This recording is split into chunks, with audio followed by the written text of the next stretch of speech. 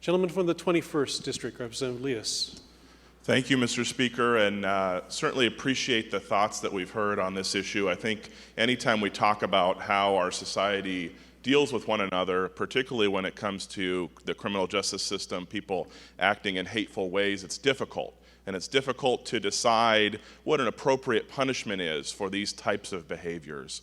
But the reality is that our state has already recognized that hate crimes should be treated differently. The good gentleman that spoke before me talked about what if a woman goes into an establishment and is attacked just because she's a woman. Well, Mr. Speaker, that's already a hate crime. The hate crime includes gender already. So that woman would be protected if she was attacked solely because of her gender.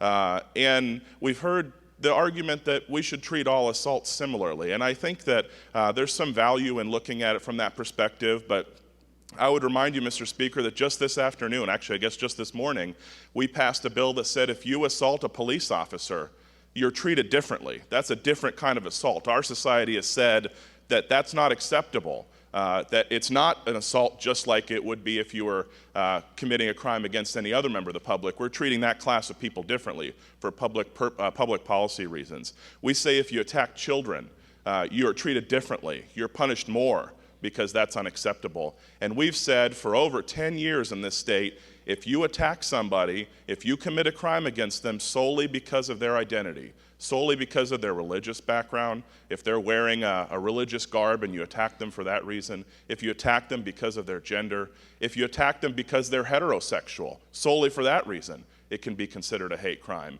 We've left one group out, Mr. Speaker. We said to one group, you're just too different. You don't get to be included in the law. We don't think you deserve the same protections that other folks do.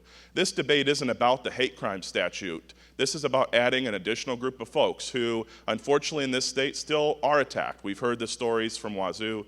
We've heard the stories from other places in the state where people are singled out because they're different. And what we're saying today is that these folks deserve the same protection that everybody else does. And that's why I'm standing in support of the bill, and I think we need to send a strong message. Hate's not acceptable in Washington, and if you use this as a basis for a crime, you're going to get an extra punishment because we think it's so unacceptable. So urge support.